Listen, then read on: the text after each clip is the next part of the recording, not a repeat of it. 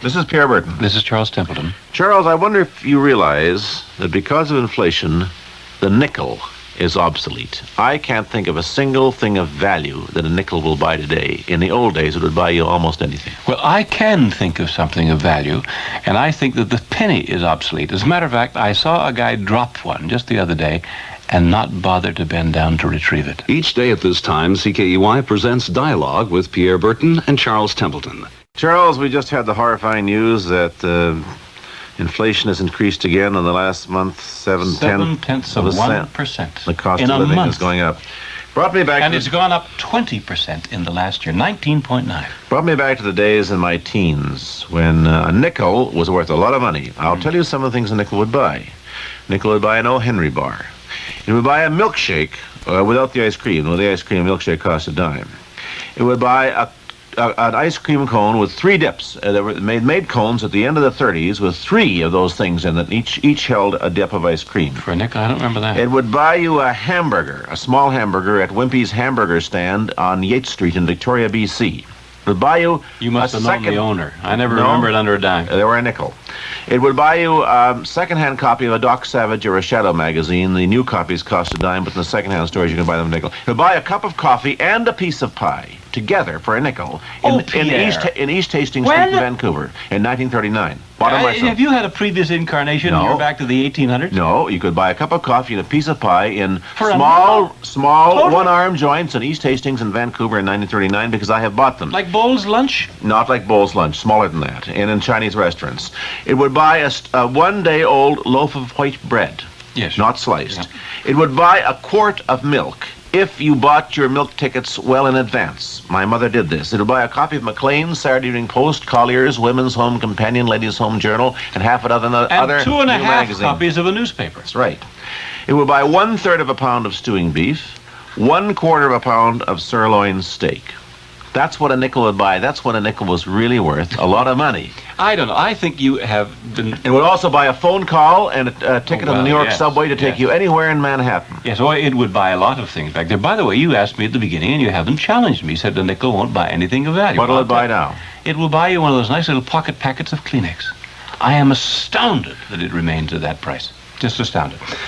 At least the last time I bought it, which was a few days ago. Now, You know, Pierre, these prices that you mentioned, They're all true. these are in some little fenced-in area of British Columbia where you ran the kingdom or something, No, because no. I don't recall ever. And I remember now, I'll go right back to the Depression times with you. I don't remember ever that you could buy a hamburger for 5 cents. Yes, you could. I tell you what they did. Or certainly not coffee and pie. In Wimpy's, they had large hamburgers, and they would cut one in half and sell you the half of it for 5 cents. I never heard That half hamburger was larger than some hamburgers today that you pay 45 cents Listen, for. some hamburgers today, And if you drop the meat, you can read the newspaper In the through Oak it. Bay drugstore, they started making milkshakes in 1937 without ice cream in them for a nickel, chocolate milkshakes. But you know something? For a dime in the dairy lunch on Yates Street in Victoria, you could get 3 full glasses of milkshake so thick a spoon would stand up in it for a dime. At Terry's, you'd get quadruple scoop ice cream cones, so enormous you staggered under the weight of them for a nickel. Now, At the Niagara, don't get carried away. at the Niagara Staggered under Seafoods, the weight of it. At the Niagara Seafoods, a small restaurant around the corner from the Vancouver News Herald where I worked in 1941, you could get a small sirloin steak rare with all the chips For you a could nickel? eat for 25 cents. Oh, wait, we started talking about well, nickel. Now no. you're up to a quarter. No, I'm just telling you what the price of meals was now, because we're talking about inflation. Across the street at Louis' Pierre, Lunch, I remember. let me tell you what you could get. A bowl of French Canadian pea soup, Yeah.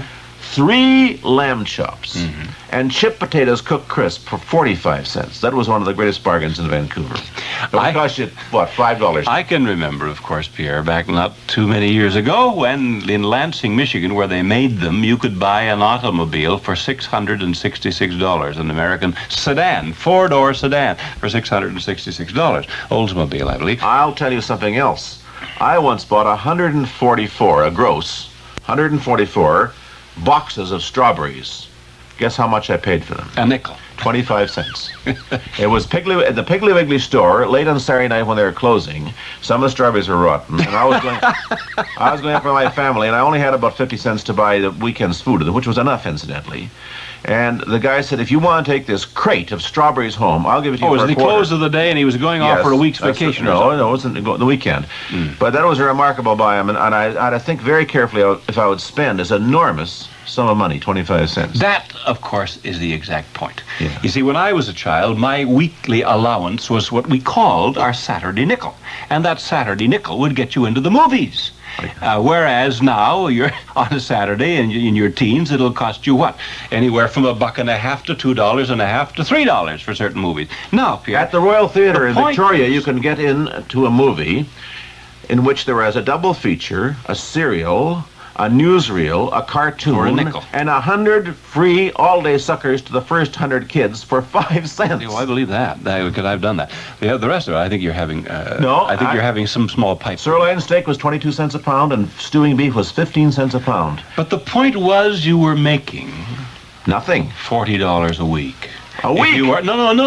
A month? If you were married and had children and had a fairly decent job, when I Pierre, We lived on Pierre, 40, when I a family of joined, four when lived I on $40 a joined- month. When I joined the Globe as sports cartoonist, the city editor, who had 5 children, was making $15 a week. Yeah, that's about it. So, it is not too extraordinary that those prices obtained, and nostalgia about them has to be tempered a bit in the knowledge Agreed. that by and large, except for the poor, who it does seem get poorer, by and large, anyone from a middle income on up has more today than he had then.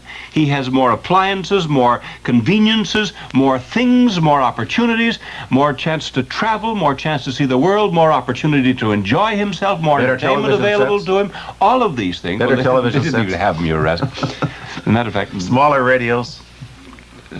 Pierre, I got some news for you. When I was a tiny little boy, radio was just coming in, and you only listened to it by earphones, not by loudspeaker, and you sat beside 3 coils which you tapped with the end of a pencil while listening for KDKA in Pittsburgh and the Prisoner's Song, or something like When that. I grew up, there was no radio in the Yukon. Yeah, well, up and there's nothing in the Yukon No except talkies gold. either. Yeah. Well, there were no talkies until late on, for goodness sakes.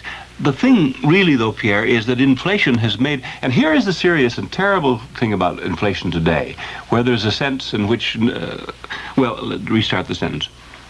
We are now approaching the point when the cost of living has gone up 20% in a single year, 0.7% of 1% in a month. We are now approaching the point, Pierre, where thousands of people are falling behind, are having to go into the savings they have made through a lifetime in many instances just to get by, that they cannot keep up.